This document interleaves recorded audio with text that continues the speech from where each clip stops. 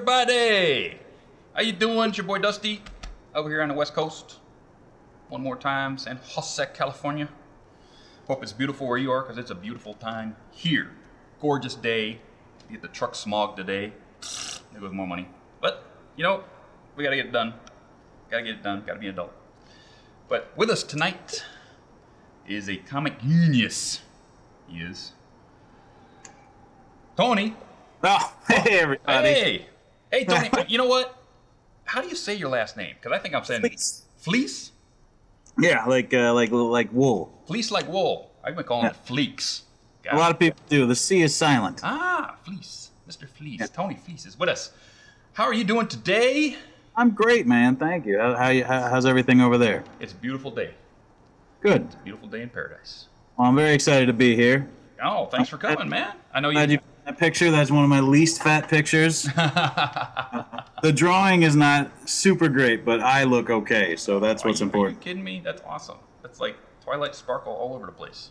Love it. You could sell those things as like icons for people on Twitter. You know, just color them up. There you go.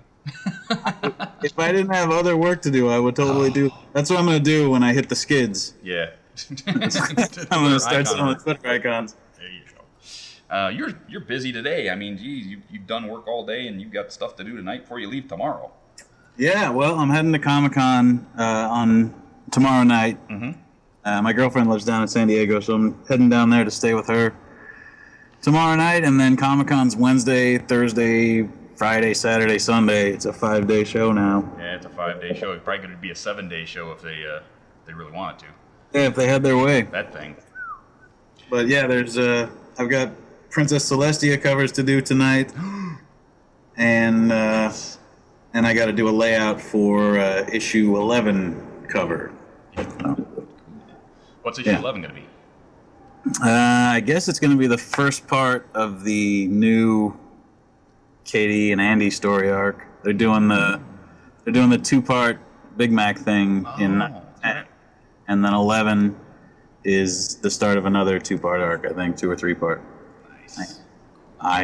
The one I'm only doing one cover for that. Mm-hmm. Usually I have like at least 2 covers, but they've got me working on the annual now. Right. And so. Yes, the Equestria Girls annual, which was just announced. Yes, highly controversial. Highly controversial. Not with me. I'm looking forward to it. So, good. Well, you're one of the good ones, Dusty. Because I'm a comic guru. I love comics. I love comics in all different forms and shapes. I like trash can. I like big. I like magazine. I like it all. So having you here is like got me going squee on the inside. It's awesome. Well, let's talk about it, man. Let's talk about comics. Let's talk about it. What is a little of your background on how you got started in art? Did you have any special school you went to, or did you just pick up a pen and just start flying? Both. I mean, I've been drawing. I think everybody who draws has been drawing since they were like 3 or 4 years old. Yeah. You know, my folks used to take us to church, and I would be bored, and so they would give me. You remember in the back of the pews at church, there would always be little pieces of paper. Yeah. They'd give me those to draw on. I would draw on tons of those, and that sort of led into my dad bringing home paper from work, and I'd draw on that, and then eventually they would put me in cartoon classes after school, and then I went to, you go through enough high school that you don't have to take a full course load anymore, so then I just filled up all my other classes with art classes, and then I went to art school, and then I went and got an art job, like as a graphic designer, and then I eventually made my own comic book, and at that point quit having a regular job and just started sort of freelancing full-time. Nice. And then I started drawing My Little Pony. That's sort of the abridged version. The abridged version. I did my own little mini comic back in the 90s too. So What's it called? It was called The Highwayman. Really? What was it about? It was about an anthropomorphic deer who was traveling the country on his bike, getting in and out of trouble. He was actually being chased by the mob for something. You still have these? I have a few of them, yeah. I will trade you. I'll send you a copy of my first book if you send me the highway. Sweet. Yeah. I'll see if I can dig those out of my storage. We'll exchange addresses after this. I want to see what you're getting up to. Doing it. Okay, cool. Artistic influences. Who are your favorite comic artists and why? I have a pretty wide and differing group of influences. Some of my favorites are like I love Will Eisner. Mm-hmm. I love Bill Sienkiewicz. I love John Romita Jr. Oh, yeah. I love Joe Madureira. I think if I had my druthers, like if I could draw as good as I want to, I would draw like Joe Madureira. Nice. But I draw like me, and what about something out there like Matt Howarth? Those annoying Post Brothers. I don't know. Oh my goodness! I need to turn you on to him. All right. Good stuff. Yep. Anything out there in the comic land that you think we should really be picking up on? You know, a lot of people have just, I'm a comic geek, so I like a lot of comics. But somebody who's picking up the MLP comic for the first time, I'm just picking up comics, right?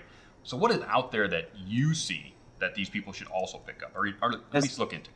That is a really good question, because I meet a lot of people at signings and pony events that sort of are coming to comics by way of My Little Pony that aren't reading anything else yet, and they're sort of surrounded. These things happen at a comic store or a comic convention. They're surrounded by stuff. I think it's like a good opportunity to turn them on to stuff. So far, I've recommended Saga to Brony's, and it seems to be a pretty close match. It's a more it's an adult book. Like there's violence and nudity and swearing and stuff, but I think the sensibility is sort of right for Brony's and pony fans.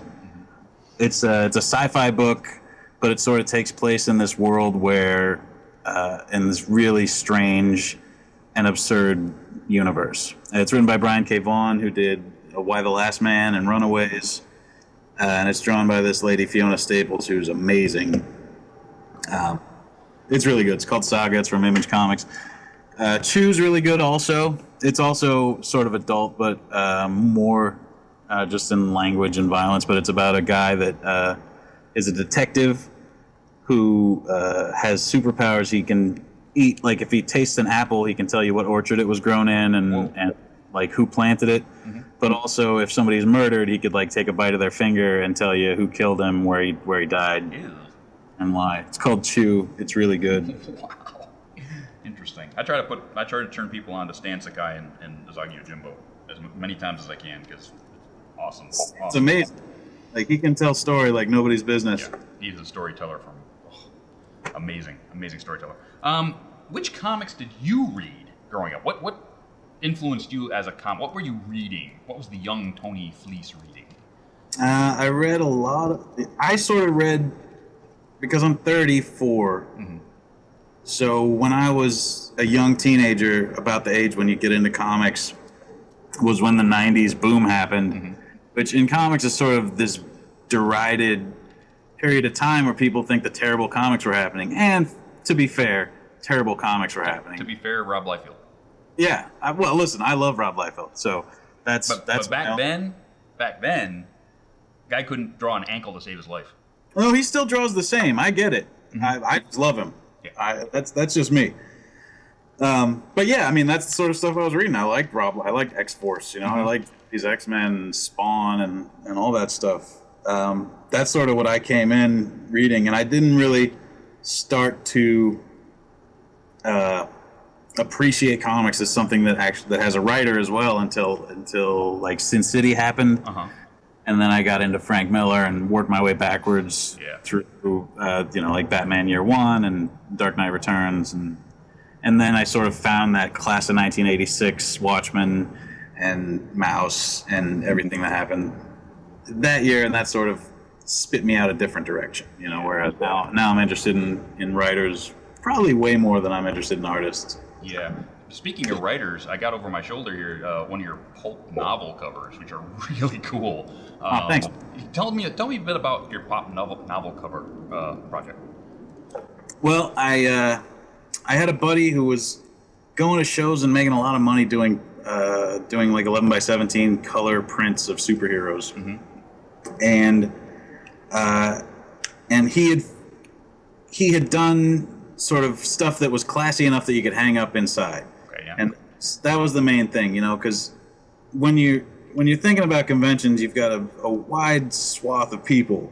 It's single guys, it's ladies, it's married people, younger and older, and there's certain things that everybody likes. Everybody likes boobs, generally.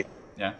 Yeah. Even if you don't like boobs for yourself, you sort of can see where people are coming from on boobs.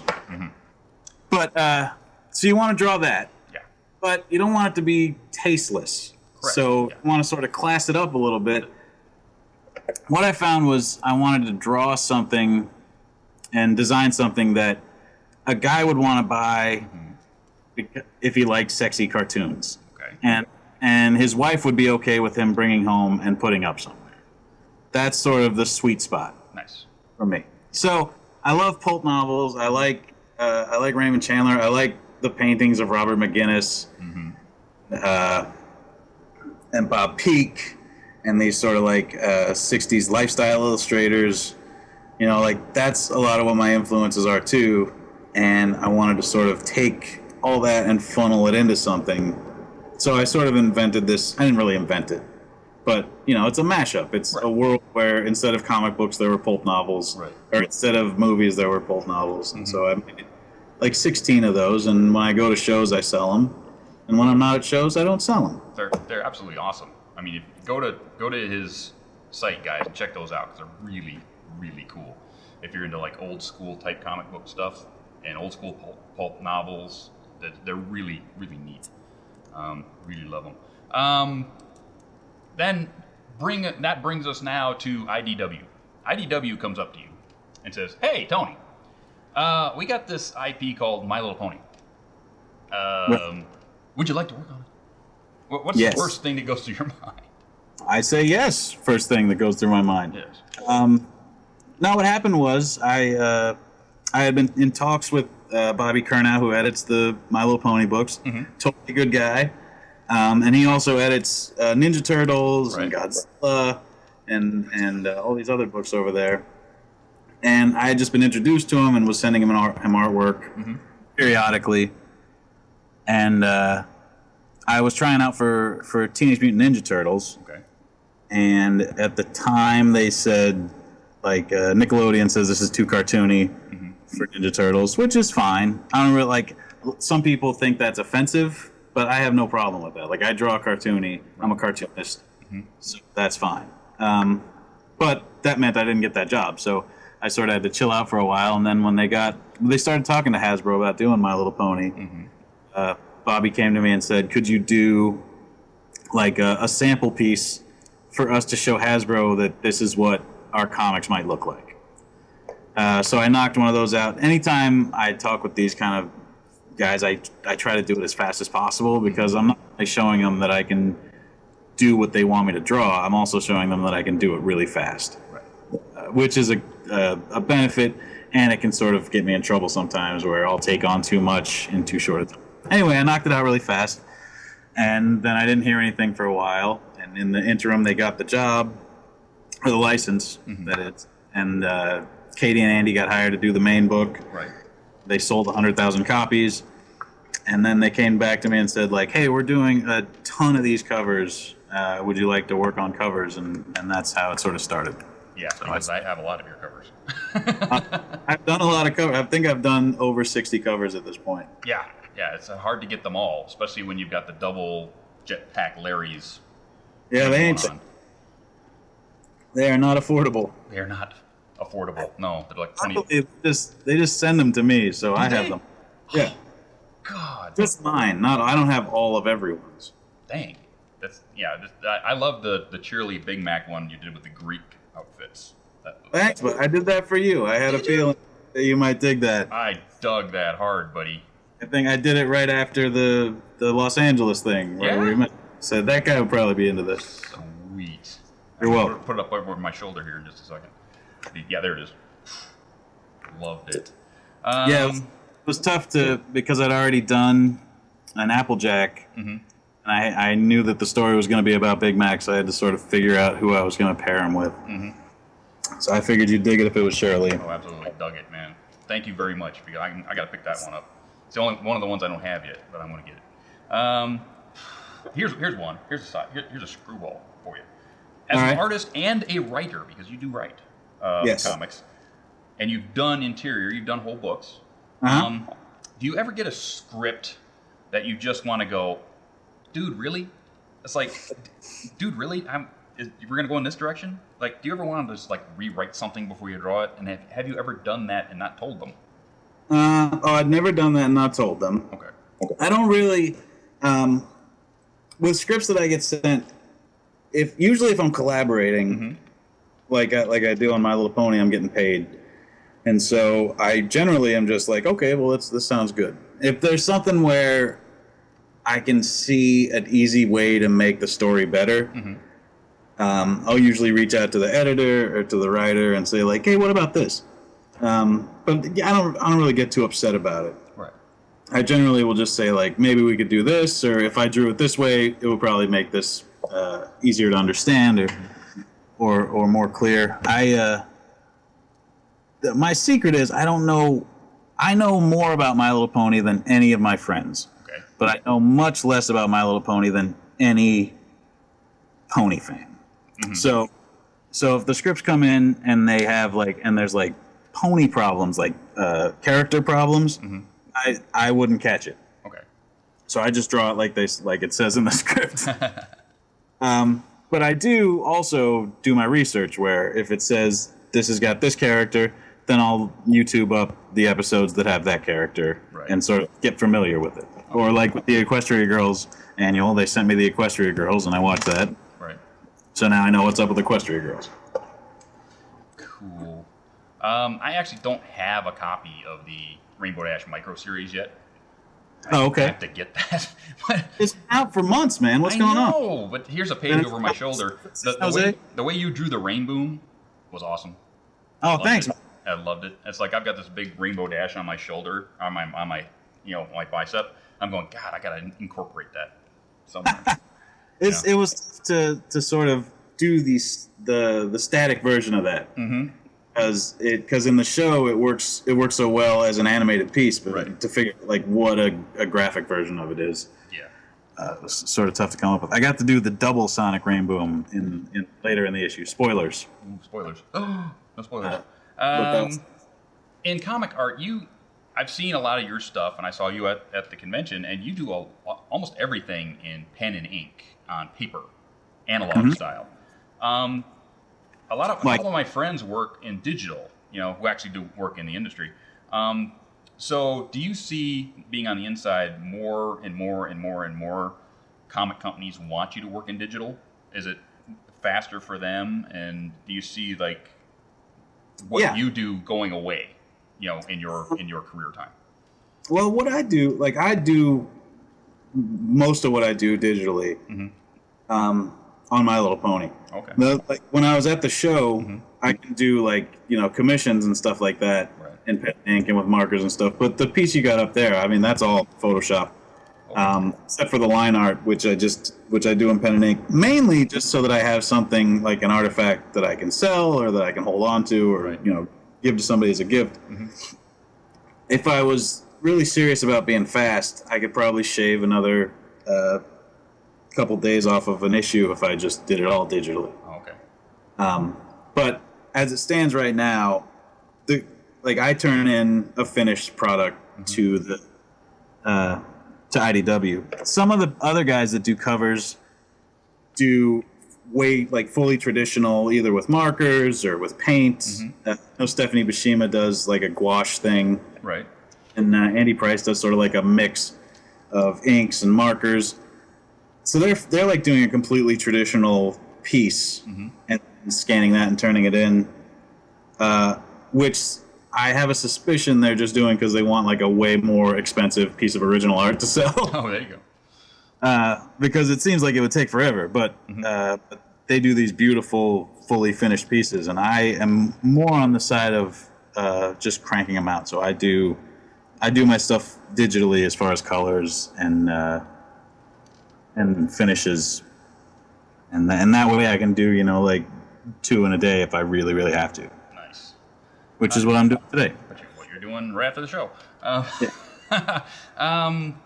You have a couple of, speaking of San Diego Comic-Con and special covers, you have a couple of special covers coming out at San Diego Comic-Con, which aren't only pony. Tell us a bit about it.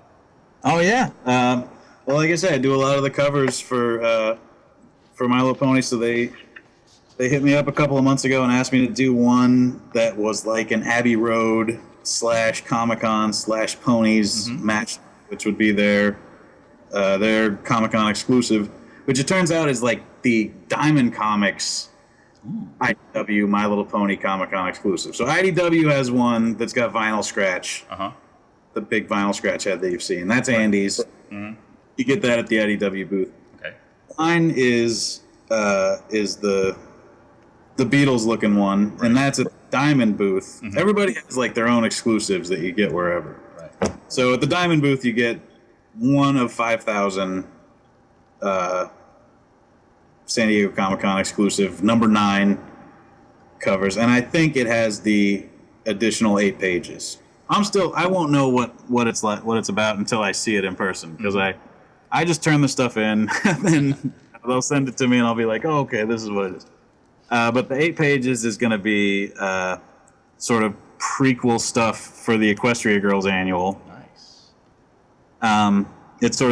It leads in between Katie and Andy's comic stuff into the Equestria Girls, and then that's going to be reprinted at the beginning.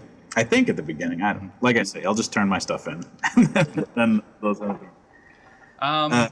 Anyway, but also I'll have the original art for that up for raffle at the show. Nice. So I'm selling raffle tickets for $5. You come by my booth, and I'll have like pony comics and prints, and I'll be doing commissions. And then for $5, you can buy a ticket, and you write down your cell phone number or your email and your name. And then Sunday at noon, I'll be picking a winner, and somebody will get the original 11x17 artwork from the San Diego Comic-Con cover. Nice. So that's sort of a big experiment at Comic-Con. I'm going to see how that goes. Wow. That's going to be awesome. Could be I sell one ticket and sell that thing for $5, which would hurt my feelings. Yes, make me cry. I'm prepared to take a chance. I'm going to mail you $5. It's like, I'm in. That leads me into my next question. Where are you going to be at San Diego Comic-Con? So if my viewers are going to be there, where are they going to find you? Oh, yeah. Come find me. I'm at booth 2103, which is sort of in the middle up front. It's kind of close to where DC Comics is. If you're familiar with Comic-Con, it's where the Goon and Strangers in Paradise usually are, like in that area. So if you've been to Comic-Con, I'm over there. It's like in the front, middle, right. 2103 is the booth number, and in your program it'll be Dial R Studios, which is some buddies of mine who I'm setting up with this year. But I'll have a big banner up. It'll be the cover of issue number 8 with the Nightmare Rarity. Oh yeah. So you'll see that. It'll have my name on it. Then you'll see the original artwork, and then you'll see me, bearded, tired, sweaty, my girlfriend, beautiful, and then just all my artwork, and that's where I'll be. It'll look a bit like this. That's the one. That is the banner. Hey, yeah. My man, Dusty. Love it. Absolutely love it. I love that cover. That's one of my favorites too. Yeah. Okay, that's so cool. Where are we at? A couple more questions. Superhero movies. Yes. Yes. I've seen. No. Maybe. Good. Bad. Indifferent. Well, it depends. I'm for some of them. I'm against others. Are you up to date? Have you seen Superman? I've not seen the new Superman yet. Last one I saw was the last Iron Man. And I liked that one. Yeah, I missed Avengers. You didn't see Avengers? I gotta go see Avengers. I know. Oh my God. I know. It's been out for a year and a half. I know. You have Netflix? I'm busy doing a show. You know. It's on Netflix. I'll get it on Netflix, but I'll watch it. But yeah. I've been in the Iron Man series, so I've been sort of like in the Iron Man series. Well, Avengers is in the Iron Man series. You know that counts. Well, it kind of counts. Okay, it doesn't say Iron Man at the front of it. It kind of counts. He's on the poster. It's a side project. You watch Avengers. I'll go watch it tonight. Okay, I'll watch it tonight. Yeah. I know you have exciting things coming up. You got announcements about BronyCAN. Announcements about BronyCAN. I got announcements about all kinds of stuff. I got announcements about, what we're going to do on charity. It's going to be awesome. Oh, yeah, let's talk about charity. Yeah, well, you know what? We're going to go to commercial. Okay. When we come back from commercial, all right. We're going to talk about charity. We're going to talk a bit more about comics, and we're going to talk about upcoming conventions, right? Sounds good to me, man. Awesome, man. So we'll be back in just a minute. All right? So hold on.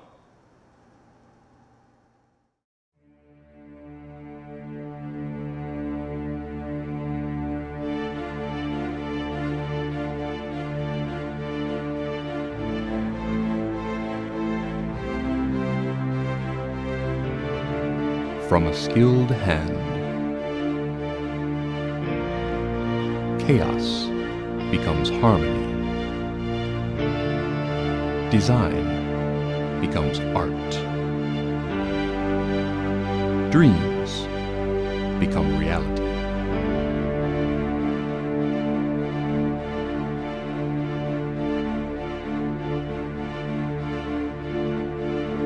Jewelry by Chaotic Brony.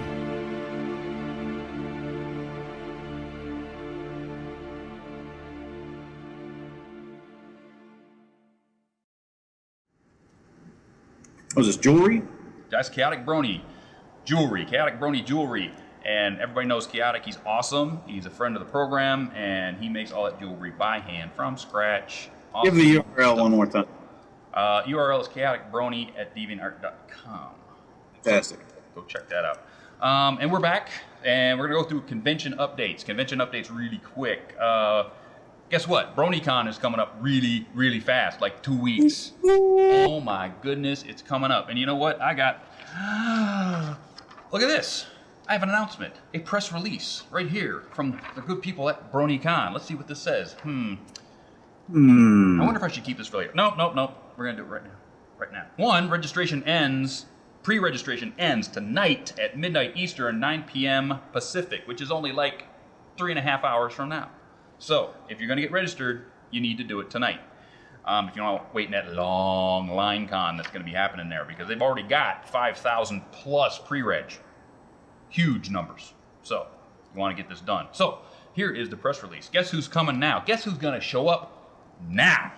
Not me. I wish. Me too. Wish you were. But G.M. Barrow is going to be there. G.M. Barrow, writer of all the wonderful little novels that have been coming out. Pinkie Pie just got released. So she is going to be there. Not only that. Maddie Peters is going to be there. Maddie Peters, yes, Scooty Lou herself is going to be there. So if you haven't registered and you've thought about going, now is the time. Now is the time to go. So that is going to be awesome. Remember, registration ends tonight, midnight Eastern, 9 p.m. Pacific. You need to get it done. Awesome. What are you waiting for? What are you waiting for? What are you? I'm going to be there. Screwball is going to be there. You want to meet us, right? Heck yeah. Fizzle. And then the Europe cons are coming up. Europe cons, GalaCon is coming up August 3rd and 4th in Ludwigsburg, Germany. And they're having Andrew Libman and Peter New, as well as Aneely Heed, who is Swedish Spitfire, we all know, and Michael Pan, who's the German voice of Discord. That's going to be fun. And Julie Buskies, I think. French Rarity. I'd love to hear Rarity speak in French. Oh, man. Also, it's gotta be. I believe they're having Dieter Laser from the Human Centipede. He'll be there. Really? No, I didn't think so. He's terrifying. Wait a minute. No. Buck.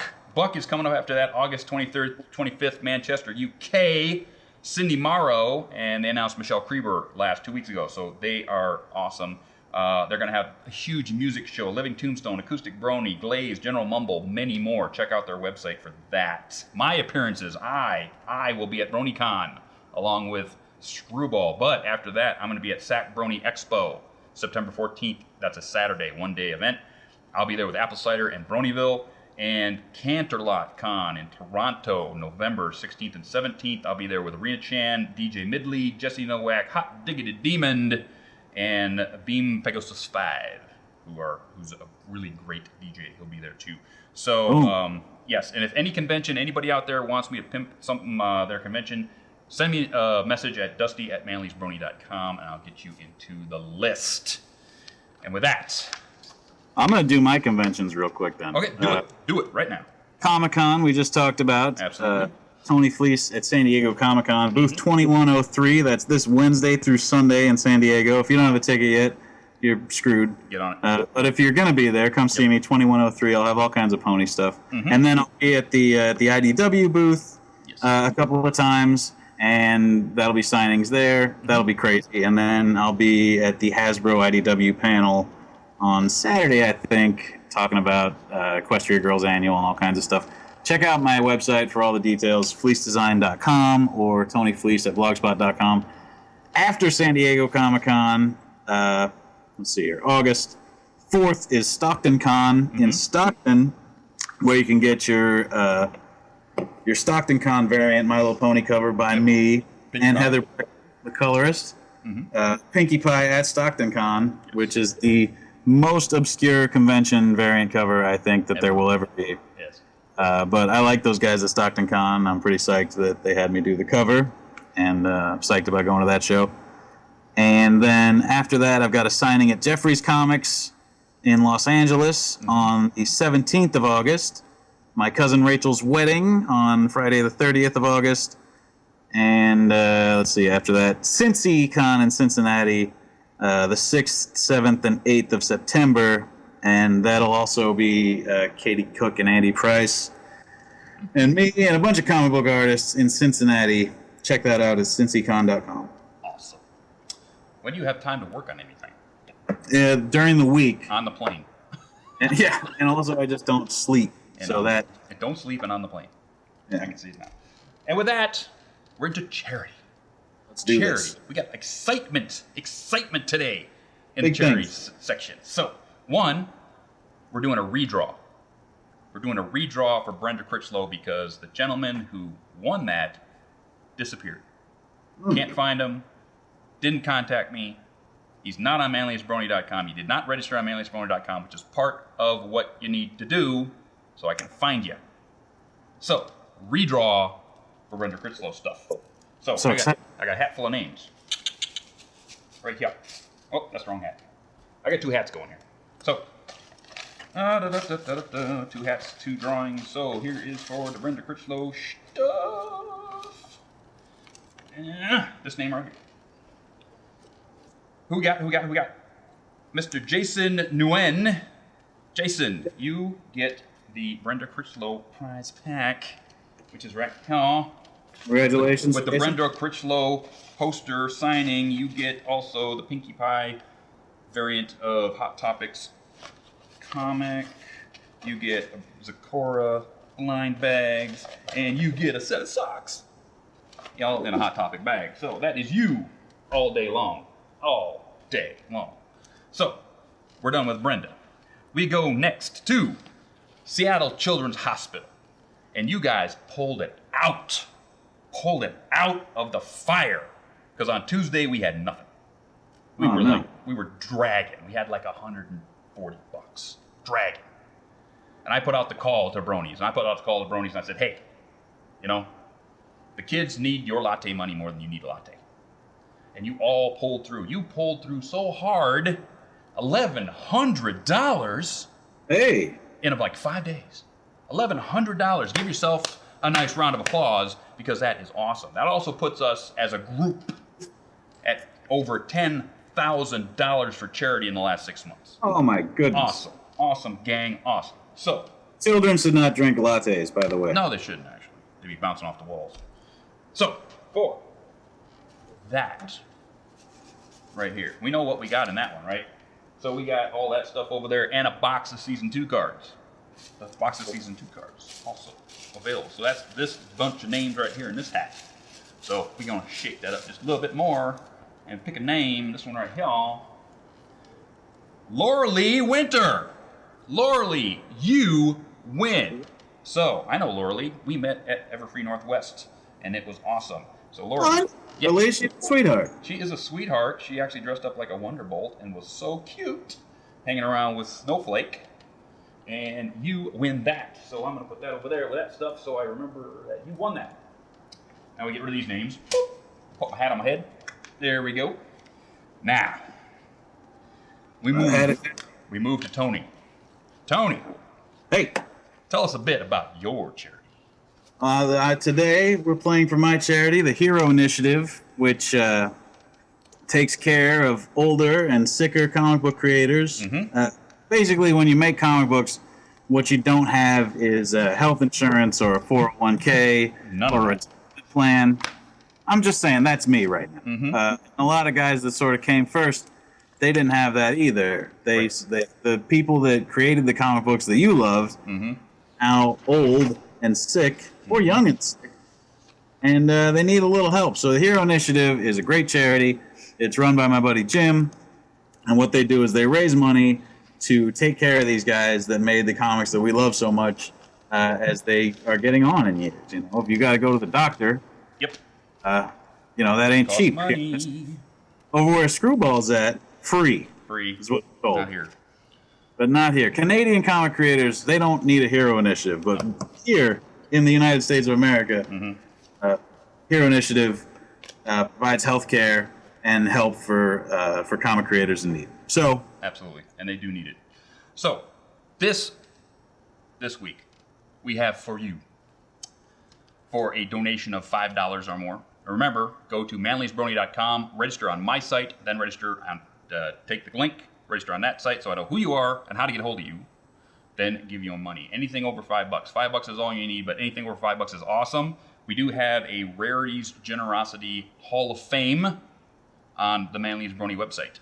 And check those guys out, because oh my goodness, are they generous.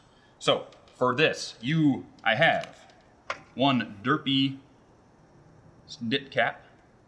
I have two Andy Fleecs cover My Little Pony comics. That's Tony Fleecs. Tony. Anthony? Tony. That's the same, isn't it? Tony. Andy drew the inside of one of those. That's true. He did, but you know what? They got your covers. So that's right. I think they're awesome. Now, thank you. That's enough right there. But those are two good covers, by the way. Two good covers. That's enough. But you know what? Out of the goodness of my heart, I went into my comic collection. Everybody knows I got a huge stack of comics, right? So I went into my comic collection. And I'm going to put in there myself. These are my comics from me. Death of Superman. What? Yeah, Death of Superman. It's not in the black bag. No. It's not the black bag, but all right. Death of Superman. So still counts. Still counts, hard to come by. Yes, sir. Izagi Yojimbo, Color Specials 1 and 2. Awesome. Also hard to come by. These are from Fantagraphics back in the 90s. Hard to come by. Put those in there too. And this might be the rarest thing you've seen yet. Is it Highwaymen? No. Space Beaver #1. Oh, Derek Robertson. Derek Robertson, who actually works for... What's he doing these days? We just finished The Boys. He just finished The Boys. I don't know. He just did Happy with Grant Morrison at Image. I'm not sure what he's doing this moment. But he did do Wolverine for a while. Yeah, he did. He did Wolverine for a very long time. This was the first thing that man ever did in comics. His own title, #1. I'm throwing that in. Now, that's... Know your roots, kids. That's the original. That's the original set of prizes. But if we crack $500 this time, here we go. Tell them what they get. You guys are going to get page, I think, 12. The original art from the Rainbow Dash Micro Series issue. It's an 11x17 pencil and ink number. It's on its way to Dusty right now via U.S. Postal Service, so it may never get there. It may never get here. If it does, and we crack $500. If we crack $500. It's a page of Rainbow Dash versus Lightning. And I think it's a pretty nice page. It's got some very nice lightning on it. So it's the original art, one of a kind. And if you crack $500, somebody's going to get that. So. 500 bills.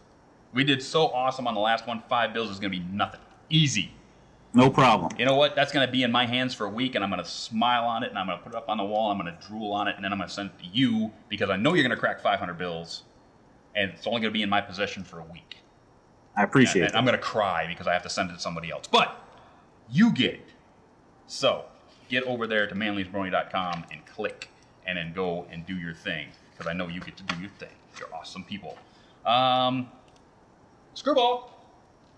Screwy. Where is he? Screwy. Sorry, I was busy. Busy? Well, are you playing video games again? What's going on? No, not this time. That is a no. Busy. How busy could you be? Oh, There must be questions upon questions upon questions for this gentleman. lot of comment questions. I'll take I will. I'll actually get right into it. So this one is from Imperius. A question for you, Tony. This one. Are the comics possibly leading to something much bigger in the show? Are the comics leading to something bigger in the show? Yeah, Yeah. He's asking if the comics are actually leading into like season 4 and something huge. No. Not that I know of. I get the scripts, and so that stuff's all put together beforehand. As far as I know, the comics are sort of to hold you over in the meantime before season 4, and then hopefully when season 4 happens, you continue to buy them. Yes, I will. We're not really working with Hasbro that closely, where like they're not in the writers' room with the show writers. We're not doing anything right now with Princess Twilight or anything like that. It's just wing-free, old-school Twilight Sparkle up until they decide to switch over. But as far as I know, comics are sort of the comic thing, and Hasbro's involved in as much as keep it in continuity and keep it correct, but we're not in the storyline leading up to season 4. That actually kind of reminds me. I gotta ask this myself personally, and also I'm sure many other people probably wonder too. Is the comics actually canon with the show? Yeah, yeah, I believe so. So 100% canon. Yeah, it goes. It gets approved by the same people that approve the show. It's as in canon as a book or like a video game is. It's a licensed product. Here's how I think of it, because I like Star Wars, right? And as far as I'm concerned, Star Wars consists of the 6 Star Wars movies. If I had my druthers, it would consist of the 3 Star Wars movies, but it is 6 movies, and then also, if you like, there's all this other licensed stuff that counts. So there's like original Star Wars, and then there's extended universe Star Wars. All that counts, but if you want, you can just have Star Wars. So I think that's sort of where Ponies is. If you like the show, watch the show. And if you need more, there's more. And that's where we're at. That's what we're at. And people seem to need more because the comics sell a crap load. Ton. A ton. That's the correct way to say that. A ton. It's so weird to be on. Like, I come from independent comics, and it's so weird to draw a comic book that people care about at all. You know, like, or at least that thousands of people care about. My stuff, you know, hundreds of people care about if I'm lucky. So thousands is pretty nice. Awesome. Yeah.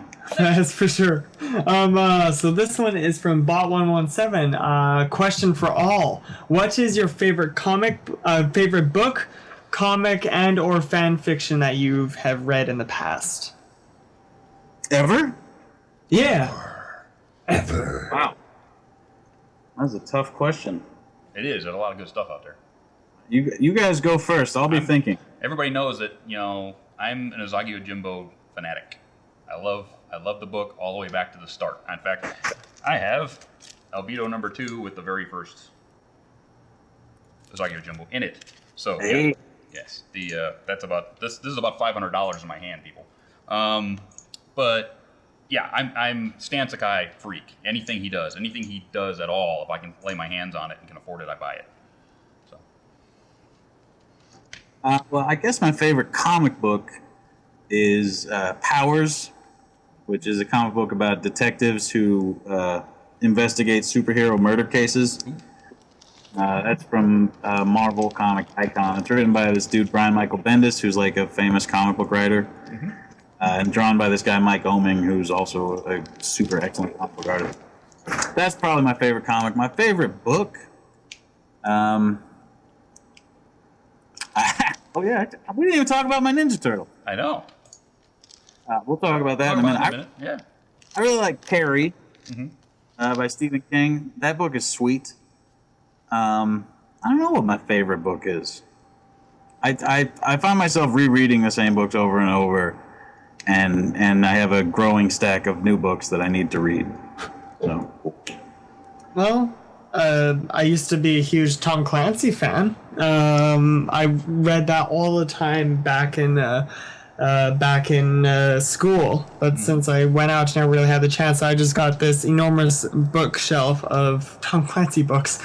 And comic-wise, I actually haven't read much comics, but I'm just gonna go right on say the My Little Pony comics are my personal faves. That's what I'm talking about. Oh yeah.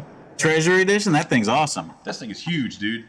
I am all up in that. I saw this thing at the comic store up in Seattle because we went to Seattle for lunch before we flew back, and I was like, man, this thing's huge. I gotta have it. Yeah. They haven't sent me that yet. They're supposed to have it in a box for me at IDW. Nice.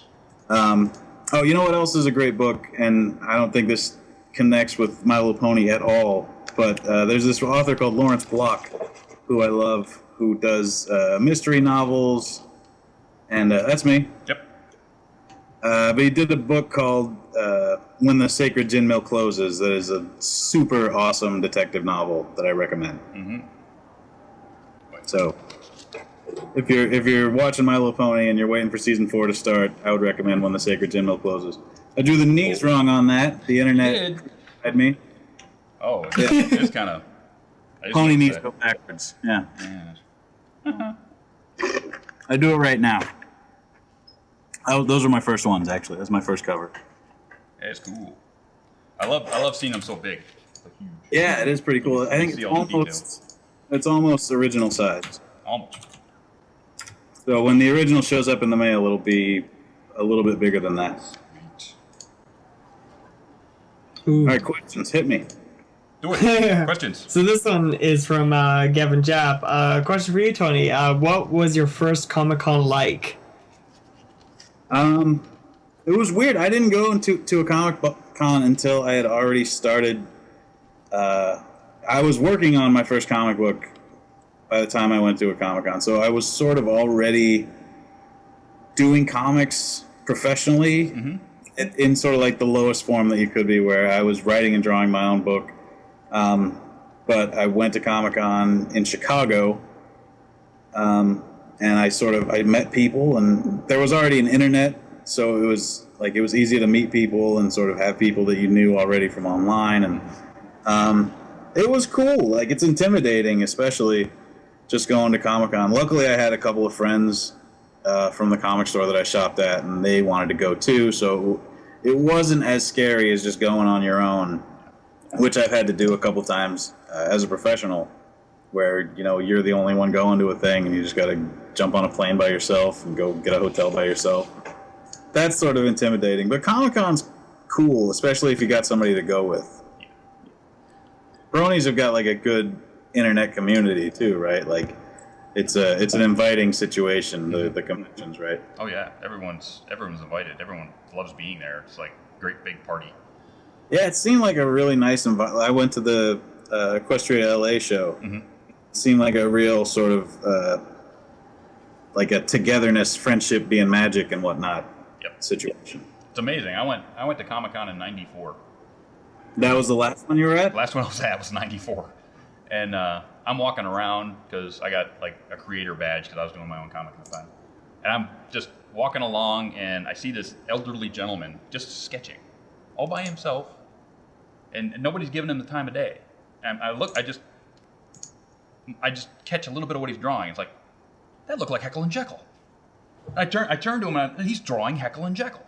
And I'm going, are you? He said, well, yes, I am. It's like, you're kidding me. You're like the creator of Heckle and Jekyll and absolutely nobody's giving you the time of day? The hell? I was like, he said, come. He sat down and he taught me how to draw for like 20 minutes. I was like, oh, I was freaking out. For the young, Heckle and Jekyll are a pair of crows. Yes. Now, Heckle and Jekyll weren't racist, right? That was just the Dumbo. No, that was just a combo. They were two crows that were basically sort of like, they were sort of like a crow version of Chip and Dale. Okay. of Yeah, duty, yeah. right? And basically, they were really, really popular in the 50s and the 60s, and they actually made it into Hanna-Barbera cartoons. So Right. he was like, but nobody gave him that time of day. I was like, you created these awesome characters, and it's like, no, oh my goodness. And I did that like 3 times. There were like these old school creators that just had nobody gave them the time of day. I was like, oh my God. Sometimes I think it's people are either intimidated, or it could be, like they just like the new stuff. Yeah. I fear a lot of people at Comic-Con, especially nowadays. Mm-hmm. A lot of people at Comic-Con don't even care about comics. They're just there because movies and you see the and Big stuff. Bang Theory, and you can see the people from Bones. That But was one of the things I was going to ask you. Is like, in your opinion, should they just cut all that stuff out and give it its own convention on a different weekend? I mean, let's have a comic convention and everything that has to do with comics, right? Well, they do. TV They- stuff can go. the secret is they have a comic convention every weekend, and to different degrees, some of them are more or less about comics. There's some that are just pure comic book shows. Right. Some that are more, have the people from Battlestar Galactica shows. And I think there's a symbiotic nature where comic shows need that a little bit to bring in people who don't necessarily read comics. It's like My Little Pony. Like, Right. a lot of the people that I talk to at these pony signings, this is their first comic book. And that's cool, because hopefully that means they'll read another comic book. Hopefully they'll continue to read My Little Pony, Right. and they'll pick something else up. So I don't necessarily hate that Comic-Con is all about Hollywood and stuff right now. I'm saying that today. Right. On Thursday, after I've been bumped in by 40 people who have never read a comic book in their life at Comic-Con, after my girlfriend gets knocked over in an aisle, then I'll think maybe they should rethink the way they run Comic-Con. But as for right now, I'm excited about it. Every year I get super excited for Comic-Con, and then it happens, and I'm like, ugh, I hate Comic-Con. And then Then we're a month before Comic-Con, I start to get super excited again. So that's the cycle. next. So this one is from Limestone Pie. For you, Dusty, are you going to get the Spike and Twilight plushies at Build-A-Bear when they come? Build-A-Bear when they come out. From the laboratories of Duh. Yes. That's a big yes. Now, is that Princess Celestia from Build-A-Bear back there, or is that something else? No. Yeah. This is a custom. This is a custom. Oh, okay. White Dove Creations, who has been on the show, friend of the program. Now Very nice. this Rainbow Dash right here. This is Build-A-Bear. That's a Build-A-Bear. This is a Build-A-Bear. So, Now, not too bad for what they cost. I haven't been in. Do they have like stuff? Can you? Because with Build-A-Bear, you can customize your. Yeah, they've got dresses and they've got hair ties and they've got all this other stuff. Mostly it's the gala dresses. So Right. So yeah, it's pretty cool. Dig it. I got Pinkie Pie back there and I got Rainbow Dash right here. And then Have they done the whole main 6, or they're sort of slowly? No, they're still wait. These were the first 2, and then Twilight and Spike are coming out in the fall, and in the spring they'll do 2 more, and then I guess they're just sort of milking it for a little bit. But they've sold out a Rainbow Dash. Oh my God, they sold out a Rainbow Dash nationwide within a week. They're very popular. Gone. Yep. Goodness. So this one is from Leo Hardship. For Tony, have you ever snuck in an original character of yours or OCs of your friends? I don't think so. As the closest I've come to sneaking, I put in the first issue I did the Rainbow Dash issue. There's these gremlins who are the villains of the issue, and I'm started toying with the idea of putting them in all the pony comics I do from now on. They're in the Fluttershy issue. I did Micro Series issue 2 and issue 4, and so in the issue 2 they first appeared, and then Amy Meverson and Heather Newford put the gremlins in, I think, issue like 5 of the main series. Yep. And then I snuck them back into issue 4. So they'll probably pop up in Equestria Girls when that comes out. Yep. This one isn't your cover, but that's Fluttershy. Yeah, that's Sabrina. How do you say Sabrina's last name? Bejoty. Bejoty. Yeah, she's very talented. Super cool. Super cool person. Yeah. Ooh, But yeah, so this one. Oh. Gremlin. So this one is from Flare Runner to Tony. How do you get the inspiration for each cover, and how long does each one take? It depends. I tend to think about the covers. The more time I have to sort of come up with it, it's either better, like it's more inspired, or it's worse, that I just think too long and too hard about it, and it just comes like the one I'm doing tonight, Princess Celestia. I sat around and thought about for probably a straight week. Like, I'm gonna have to hustle on it now because I couldn't figure out what I was gonna do. Other times, they'll tell me what they want. Like, they'll just either the retailer who the cover's for, or IDW, or the writer will hit me up and say, do the cover like this. And that's easy, because it's just the one you've got up right now, the ponies in jail. That's from the story. They said put 5 of the main 6 minus rarity in jail cells. The jail cells look like this. Mm-hmm. Go. And so then it's just a matter of figuring out how to put them, how to organize them, and what they're all doing and stuff like that. So I kind of dig that. But then also, like, I did the fairy tale covers for all the main 6. And I did it for the Cutie Mark Crusaders too, which you haven't seen yet. And those were for the micro series issue, and that sort of came out of like a last minute, we got to get this cover done right away. What should we do? There was sort of a mix up with what the covers were originally going to be, and it just came down to like, we need to know what this is going to be right now. And so I said, well, what if one side was them as a filly, and then the other side is them as a pony, and then it's like fairy tale covers. So it's not like the deepest, smartest thing I ever did, but it's just, Twilight Sparkle will be Little Red Riding Hood and Alice in Wonderland, and then, just go with that. So, I don't know. And also they take me about a full day, all told, but it usually ends up being stretched out over 2 or 3 days to do a cover from concept all the way to color. Wow. I gotta look into all the ones you've done, because I definitely recognize a bunch of them. I have a few friends who collect like every single cover, which is pretty freaking awesome. I have even let them know that we're interviewing you today, because all of them had to work, but I gotta get the YouTube and show it to them. They'll be like, what? No way. I actually have a question from one of our viewers who couldn't be here tonight, so I wrote it down. If the IDW My Little Pony micro series was an anthology, with anyone up for grabs that you could grab, from Gilda to Mare, all of them, what character would you sign up for? What's your favorite character to actually do?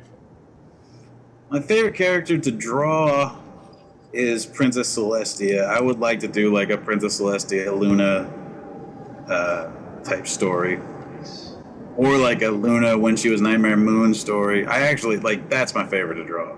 Okay. So I would probably sign up for that. Also, I like Spike because he's not a pony. To draw.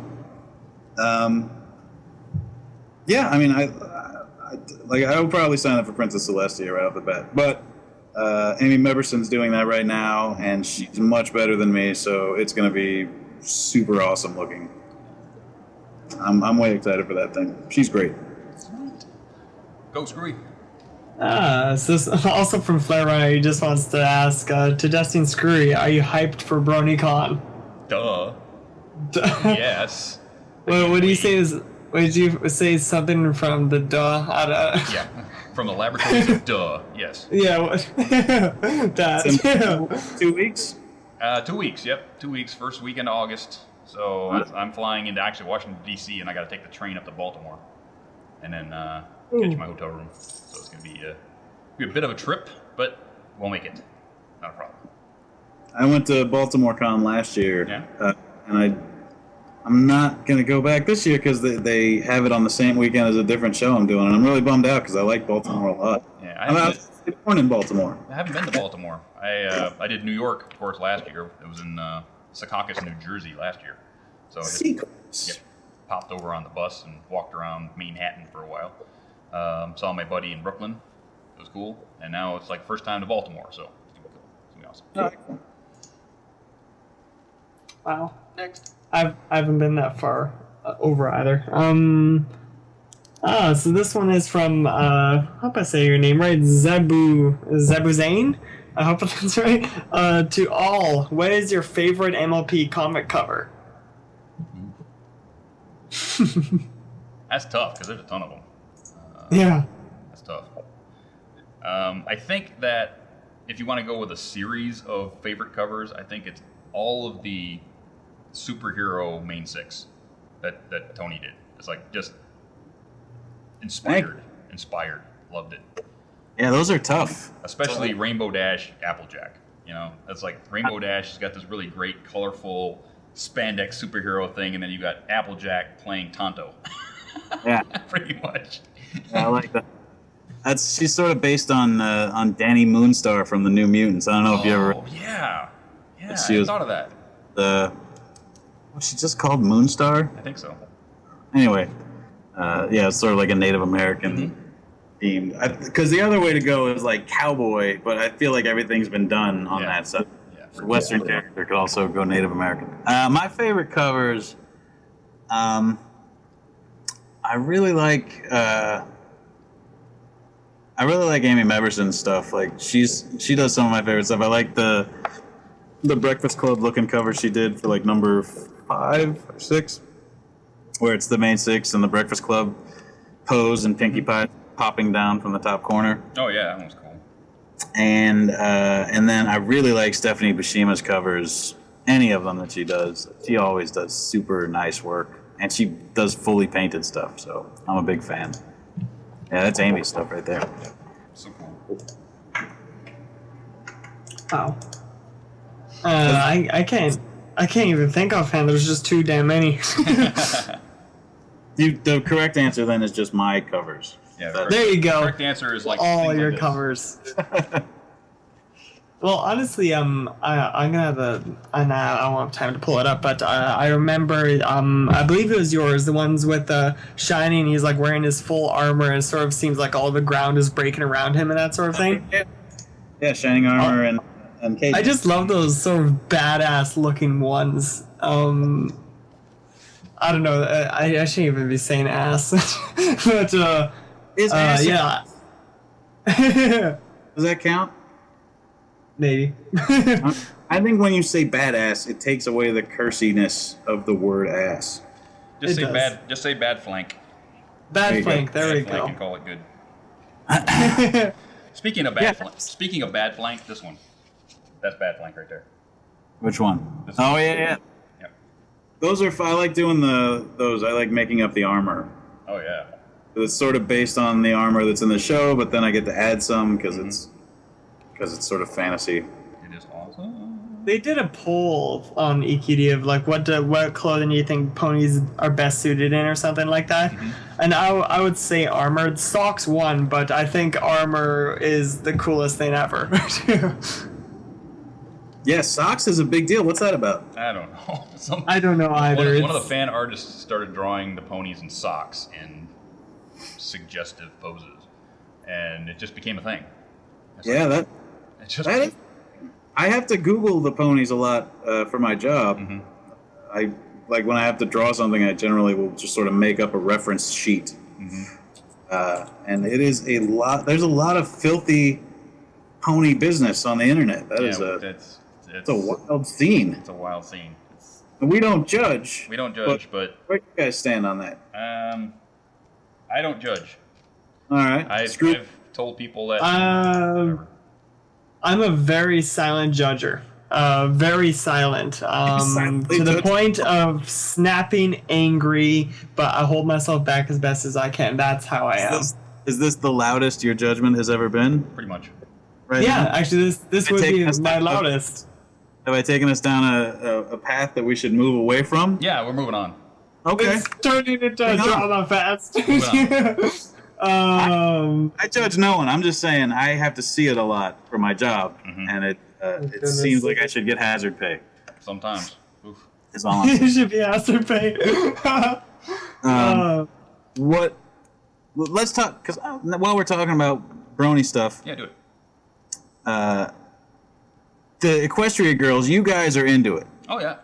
Yeah. Oh, I there- loved it. But there was a big, frightened, angry sentiment early on about the thing. What and that happens all the time, right? Like that happened with Twilight It Sparkle happened and with Twilight things. Sparkle. It happened with a whole bunch of stuff. Oh, you're killing the show. Da da da da da. It's all going away. No. Honestly, I think everybody the- was. I think everybody was basically disappointed that when the pony did get a movie, they were human and Right. they weren't ponies. It's like because everybody loved the ponies. It's like okay, well, I from a businessman standpoint, because I've been a businessman before, understand where they went and why they went there. Okay, because they're trying to fight with Bratz and they're trying to fight with Nightmare High and they're trying to fight with these other IPs, and they needed something. Well, Sure. they went on the line and said, "Look, everybody's drawing the ponies as humans. Let's go here." Right. Logically, that's where they should have went, and they went there. And it was done fairly well. It was done by all the people that we love doing it, and it came out fairly well. Now, there are some plot holes. Yes. Sure. Are there some other problems with it? Yes. But it's a 90-minute animation movie. It's it's not freaking Gone with the Wind. Just suspend your belief for a little while and enjoy it. Yeah. I agree. I think it's sort of like I've always been somebody who follows creators more than follows characters. Yeah. So for me, I'm a big My Little Pony fan. I'm super psyched that the people that make My Little Pony are going to make a movie. Mm-hmm. But I think a lot of the pony fans are fans of the ponies themselves, right? Mm-hmm. Like just the characters are so beloved that you want to see them. Mm-hmm. And you kind of did. I mean, it was just human versions of them. Mm-hmm. My like I say, I always go back to my nieces as a barometer of what's cool, and they are super into the Equestria girls. They didn't get to see the movie yet. All they've seen is the trailer and stuff that I've shown them, because for some reason in Colorado where they live, they only had midnight screenings. Okay, weird. They did like a Rocky Horror thing. I think people are so confused and surprised by the fandom. You guys run into this, I'm sure, that they don't quite know how to react. Well, that was the first thing that between season 1 and season 2, Hasbro didn't know what to do with us. They were confused. They were completely confused. I think they've gotten it now. I think they've got pretty much what it's about. They're But okay. that first year was like touch and go. They had no idea, right, what was going on, and it was a little weird. Hasbro would come out with things or not come out with things, or did certain things that we couldn't understand or why they did it or anything like that. But now I think it's better. I think they have more of a grasp on what's going on. So, the thing with Equestria Girls is everyone was going, "Oh my God, it's a human movie." But if you look at it, it's a 90-minute movie, but it had 15 minutes of ponies in it. Sure. You had the beginning and the end where she had to find out why she had to go find her crown, and when she came back from getting her crown. And basically there was 15 minutes of that 90-minute movie that were basically pony. And they had that cool, like, almost anthropomorphic fight scene. What's that called? Yeah. Where they just have the ears and the tails. Anthropomorphous. That's promorphous? Anthropomorphics. That is, too, when they just have the ears and the tails? Yeah. Well, Okay. well, basically that was sort of like a costuming kind of thing. But Yeah. I thought anthropomorphism is giving human traits to any animal or inanimate object. That's Right. that's the same thing with milk and cheese. Yeah. So That guy's a genius. he is actually lives here in San Jose somewhere. No kidding? No kidding. I hope to run Back into in the day, Milk and Cheese and Dr. Radium and Samurai Penguin and Right? all those comics came out of San Jose. Oh, Johnny the that's- Homicidal Maniac. I go up there for the big WoW show, Yep. which just happened a couple of months ago. I like San Jose quite a bit. I like that area.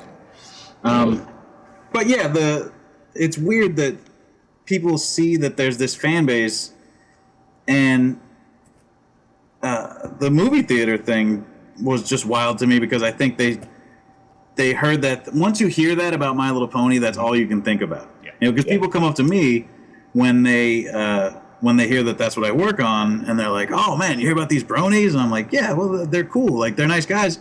Also children, it's weird that my nieces couldn't go see the movie because a movie theater guy heard that My Little Pony was coming, and just all they can think about now is you guys, you know? Right.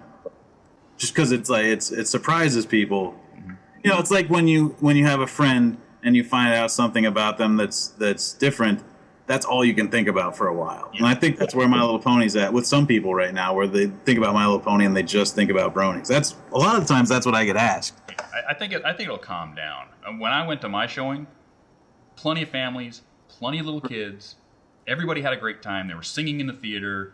You know, we were doing brony songs before the thing. The kids were joining in. You know, everybody was nice to each other. It was wonderful. You know, there was nobody being, you know, a douche. Yeah. It was basically everybody was happy, and it was great watching the show with all these kids and seeing the demographic enjoy it, you know? Yeah. You know, and whenever I have a kid come up to me and know who I am and want my autograph and right. a picture or anything, it's awesome. It makes me feel warm inside, you know, that these kids are so into it, you know?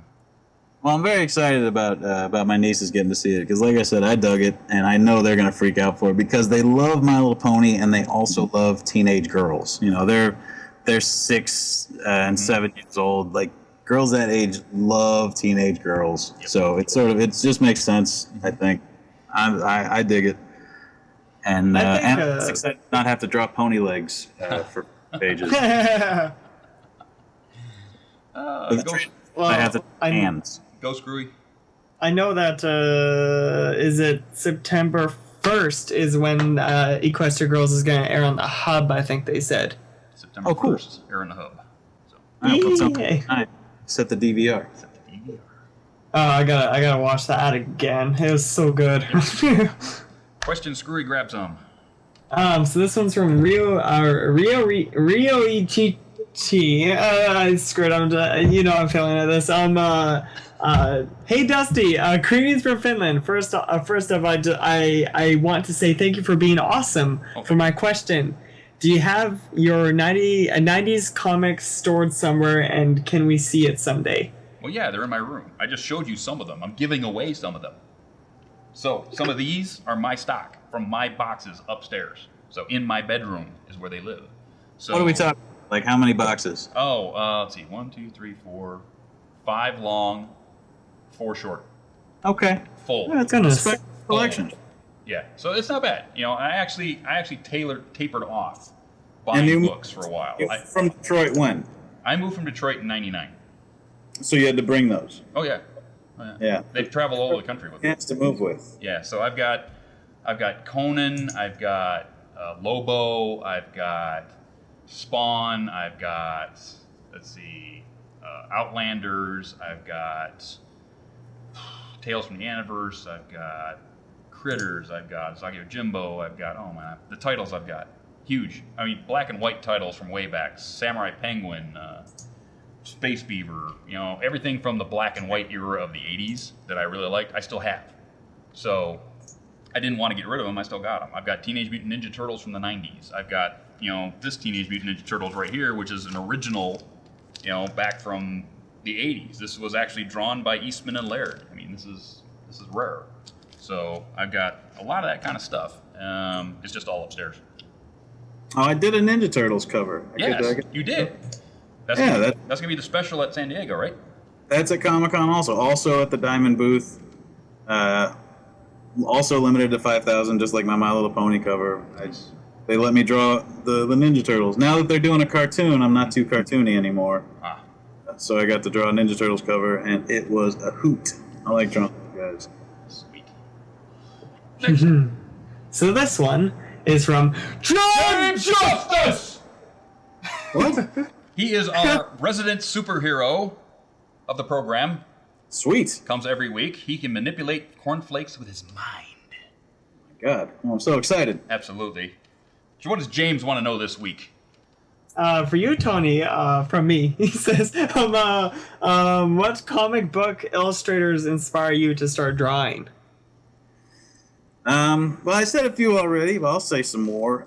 Comic book illustrators didn't really inspire me to start drawing. I was really into cartoons when I was younger, and the comics and the newspaper. Like I loved like Messy Marvin and Beetle Bailey and Garfield. Like I like to draw that type of thing. And then I really got into like Walt Disney cartoons and the Rankin and Bass cartoons and Bluth cartoons. So I was way into those sort of in my adolescence and post-adolescence. So if I was drawing stuff like junior high through high school, it was all pretty Walt Disney influenced or Don Bluth influenced. And then as I sort of got into comics deeper when I was in high school, I really got into guys like Arthur Adams, and Bruce Timm, and Alex Toth. I really like J. Scott Campbell, who did a pony cover that everybody hated. Because you know what though? Stick. It looked like he mailed it in. You think so? Yeah. You think he mailed that one in? I think he mailed that one in. Well, it's a weird thing with him because you want him on something with a pretty girl because he's like a master of that. Right. I just thought it was cool that he was doing one, in the first place. Yeah, it was nice that he did it at all. So, but it looked way different, and It looked frightened people. huge. Yeah, but I love that guy. So yeah, that's a few. Cool. So this one's from Nathan Barlow. To you, Tony, he was wondering. He makes these awesome original character pony art sets, like these posters, and he was wondering if you would like one for yourself. Yes, absolutely. Now let's discuss this. What is your pony? What is your original character? What does you look like as a pony? I don't have one. Then we're gonna we have to fix create this one right now. Now, fix it. Yeah. Okay. I mean, everybody else seems to have We're one. gonna fix it right now. Okay. One of the three tribes: Earth, Pegasus, Unicorn. Which is it? Pegasus. Pegasus. Okay, we got a Pegasus. All right. What color is your Pegasus? Brown. Brown Pegasus. What color is your mane? Mane and tail. Mane and tail? Yeah. Well, let me change that then. Let me go brown mane and tail. Brown mane and tail. And let me go with a sort of like either a gray or like a tan, like a Dr. Hooves type There you color. go. Dr. Hooves. He's a Dr. Hooves color. Brown mane. Cutie mark. Cutie mark. What is your talent? I guess like a sort of like a pen and a pencil or like a paintbrush. There you go. Something artistic. I'm thinking a small comic art page. Yeah. With a brush across it. Some panels. So you got like this cross. You got a comic art page with a brush. Okay. That's what and I'm then thinking. beard. And a beard. Gotta have a beard. That would really Done. complete. Get on it, fandom. Done. Thank you. They've done it before. They can do it again. again. It's happened so many times. I did hide my high school art teacher in the Fluttershy issue. I did a pony. Did you? Nice. Yeah, he was like he was really an influence on me when I was coming up as an artist, and there was an opportunity to draw some like weird artist characters, and so I put him in there. He's on the page where the snooty art critic tears people's artwork up. He's the black pony with dreadlocks in the bottom Neat. corner.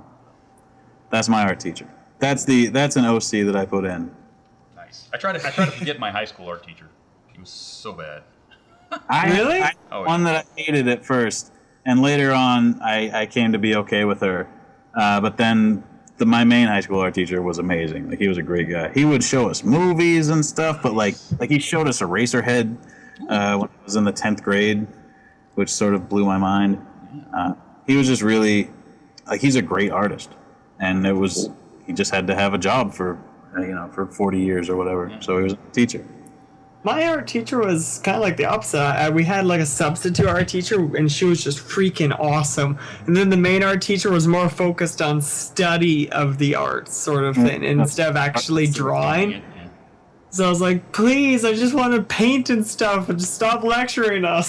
So, but when we got into like watercolor and acrylic and that sort of thing, oh my god, I was all about painting. It was like my thing, and then I kind of lost track of it. When I was in art class in high school, there were two kinds of teachers. I thought there was sort of the on the grid, where they would make you draw a grid on a photograph, and then you draw a grid on a piece of paper, and you sort of do a rendering, and you everybody that had art class did that grid drawing. Yeah, and then there was off the grid, and I think it was part of the curriculum that you had to do the grid, but how long you stayed on the grid, sort of to me, was a sign of what kind of art teacher you were. I took an art class. I took an art class here when I first moved here in like 2000 at the local community college. And really wonderful colored lady. Doesn't know anything about it, but she was a wonderful teacher. And she said, okay, we need to draw something. Anybody got something? I said, hey, I got a motorcycle outside. Bring it in. I was like, what? Yeah, bring it in. So I walked my motorcycle to the center of the art room, and that's what we drew. I said, do it any way you want. You could use whatever you want. You can do whatever you want. Awesome. So I got out my brushes, and I got out my pens, and I did dot stipple and brush work and all this other kind of stuff. I think it's the proudest piece of work I ever did. I was like, whoa. You still have it? Oh, yeah. It's up on my DeviantArt page. Cool, man. I'm going to check that out. Yep, I think so. If it's not there, it'll be there by the end of the week. So, all right, good. I got to go find it. But, yeah, no problem there. That's an awesome teacher. Yeah. All right. What do we got? Questions? I think we got time for like one or two more. Screwy, make them good. So this one is... Goodness gracious. Sorry, I'm just trying to deal with something. Fudge cakes. So this one is from WolfX1120. Question is, New Lunar Republic or Celestial Empire? Celestial Empire. Uh-oh. You guys are already on record? We're on record as Lunar. Sorry. Yeah. Yeah. Do we have to fight now? Is this No, like the... No, we don't have to fight. We have to, political discussion at some time. No. Not today. Oh, we weren't getting political. We're not getting political. We're getting political. I'm going to get political. No, we're not getting political. Because I got some things to say. Florida. We're not going there. All right. Next. What else we got? Last question. Coming up. Do it. Oh, last question, huh? I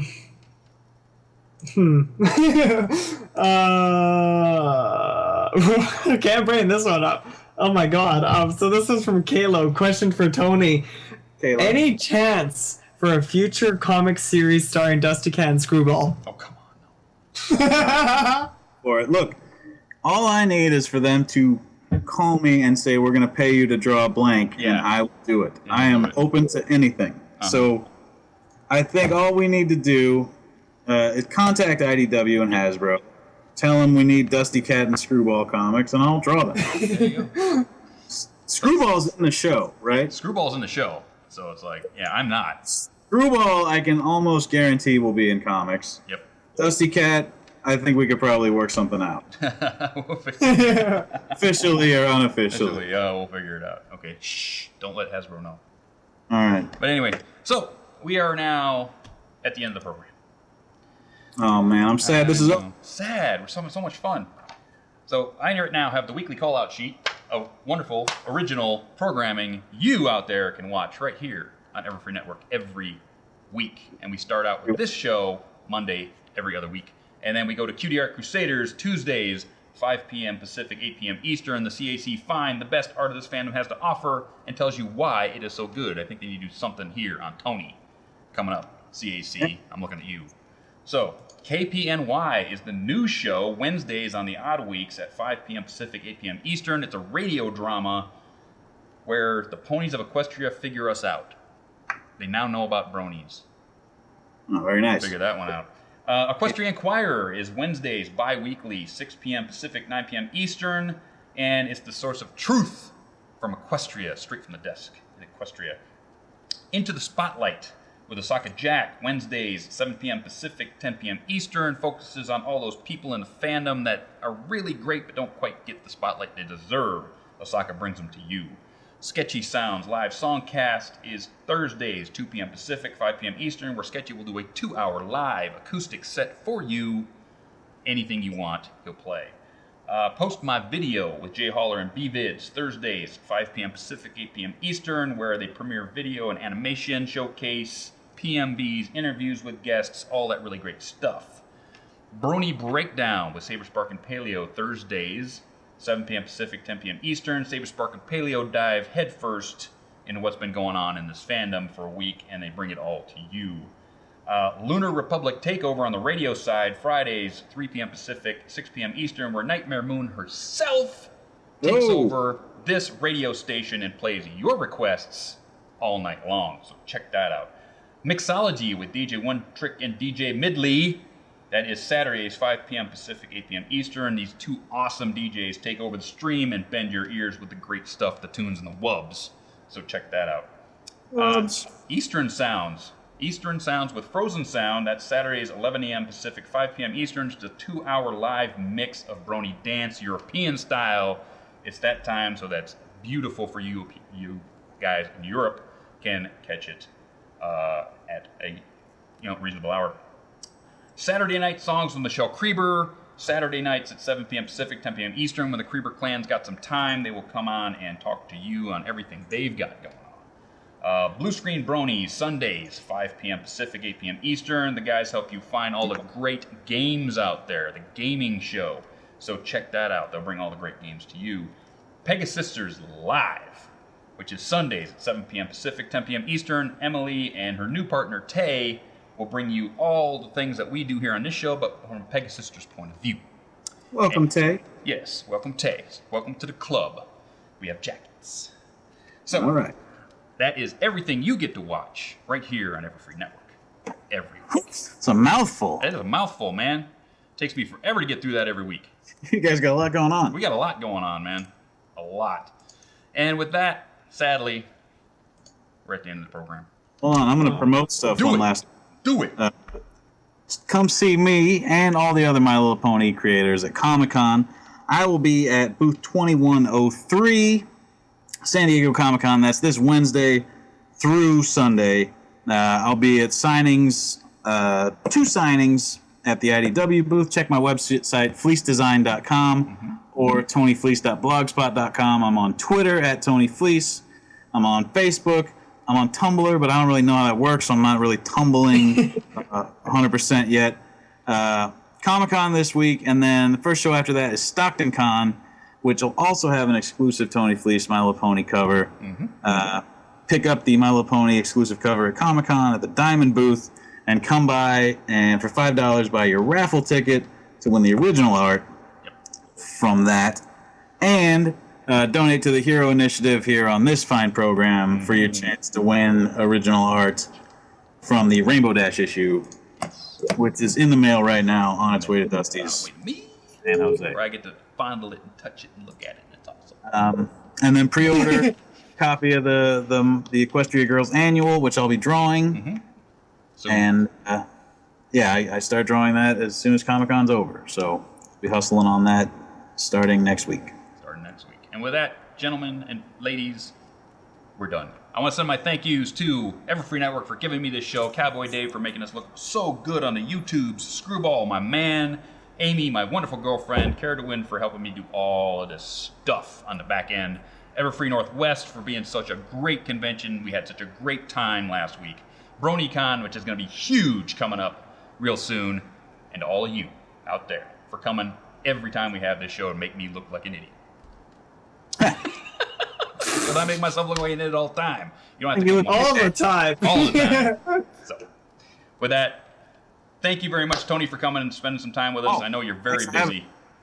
That's true. I know you're very busy. So, and with that, we're gone. So thank you very much, everybody. And we'll catch you in 2 weeks where we'll have Tabitha St. Germain. Hey. Tabitha St. Germain is back in 2 weeks. So don't miss it. It's the week before BronyCAN. We're going to do some hype. So we'll be back. All right? Catch you later. Have a great week. Bye. Bye, Dusty. Goodbye, Screwball. See ya. Good night, sweetheart. Well, it's time to go. Good night, sweetheart. Well, it's it's time to go. We hate to leave you, but we'll be back soon. Good night, sweetheart. Good night. Good night, sweetheart. Good night. What about something out there like Matt Howarth? Who? Those Annoying Post Brothers? Have you I seen don't that know. one? Oh my goodness, I need to turn you on to him. All right. Good stuff. Talk. Yep. Anything out there in the comic land that you think we should really be picking up on? You know, a lot of people have just, I'm a comic geek, so I like a lot of comics. But somebody who's picking up the MLP comic for the first time, I'm just picking up comics, right? So what is out there that you see that these people should also pick up, or at least look into? That is a really good question, because I meet a lot of people at signings and pony events that sort of are coming to comics by way of My Little Pony that aren't reading anything else yet, and they're sort of surrounded. These things happen at a comic store or a comic convention. They're surrounded by stuff. I think it's like a good opportunity to turn them on to stuff. So far, I've recommended Saga to Bronies, and it seems to be a pretty close match. It's a more it's an adult book. Like there's violence and nudity and swearing and stuff, but I think the sensibility is sort of right for Bronies and pony fans. It's a sci-fi book, but it sort of takes place in this world where in this really strange and absurd universe. It's written by Brian K. Vaughan, who did Why the Last Man and Runaways. And it's drawn by this lady, Fiona Staples, who's amazing. It's really good. It's called Saga. It's from Image Comics. Chew's really good also. It's also sort of adult, but more just in language and violence. But it's about a guy that is a detective who has superpowers. He can eat, like if he tastes an apple, he can tell you what orchard it was grown in and like who planted it. But also, if somebody's murdered, he could like take a bite of their finger and tell you who killed him, where he died, and why. It's called Chew. It's really good. Wow, interesting. I try to turn people on to Stan Sakai and Zagi Yojimbo as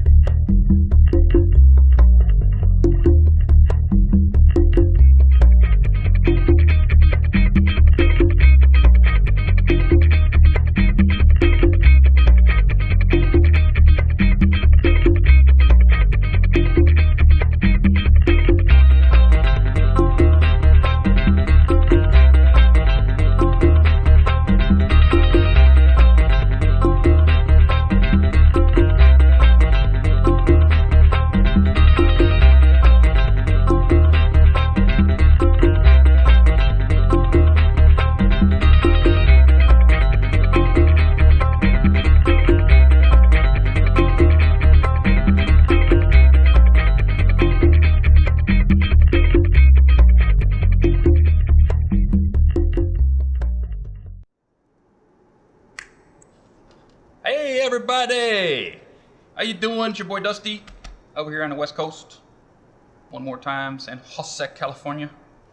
Hope it's beautiful where you are, because it's a beautiful time here. Gorgeous day. We get the truck smog today. There goes more money. But, we gotta get it done. Gotta get it done. Gotta be an adult. But with us tonight is a comic genius. He is Tony. Oh, hey everybody. Hey, Tony. You know what? How do you say your last name? Because I think I'm saying Fleece. Fleece. Yeah, like wool. Fleece like wool. I've been calling it Fleecs. A lot of people do. The C is silent. Ah, Fleece. Mr. Fleece. Yeah. Tony Fleecs is with us. How are you doing today? I'm great, man. Thank you. How's everything over there? It's a beautiful day. Good. It's a beautiful day in paradise. Well, I'm very excited to be here. Oh, thanks for coming, man. I know you. That picture, that's one of my least fat pictures. The drawing is not super great, but I look okay. Many times as I can, because awesome. It's amazing. Like, he can tell story like nobody's business. Yeah, he's a storyteller amazing storyteller. Which comics did you read growing up? What influenced you as a comic? What were you reading? What was the young Tony Fleecs reading? I read a lot of... I sort of read... Because I'm 34. Mm-hmm. So when I was a young teenager, about the age when you get into comics, was when the 90s boom happened, Mm-hmm. which in comics is sort of this derided period of time where people think the terrible comics were happening. And to be fair, terrible comics were happening. To be fair, Rob Liefeld. Yeah. Well, listen, I love Rob Liefeld, so that's... But back then, guy couldn't draw an ankle to save his life. Well, he still draws the same. I get it. Mm-hmm. I just love him. Yeah. That's just me. But yeah, I mean, that's the sort of stuff I was reading. I liked X-Force, you know, I liked these X-Men, Spawn, and all that stuff. That's sort of what I came in reading, and I didn't really start to appreciate comics as something that has a writer as well until like Sin City happened. Uh-huh. And then I got into Frank Miller and worked my way backwards through, like Batman Year One and Dark Knight Returns, and then I sort of found that class of 1986, Watchmen and Mouse and everything that happened that year, and that sort of spit me out a different direction. You know, whereas now I'm interested in writers probably way more than I'm interested in artists. Yeah. Speaking of writers, I got over my shoulder here one of your pulp novel covers, which are really cool. Thanks. Tell me a bit about your pop novel cover project. Well, I had a buddy who was going to shows and making a lot of money doing like 11x17 color prints of superheroes, and he had done sort of stuff that was I think everybody who draws has been drawing since they were like 3 or 4 years old. Yeah. You know, my folks used to take us to church, and I would be bored, and so they would give me. You remember in the back of the pews at church, there would always be little pieces of paper.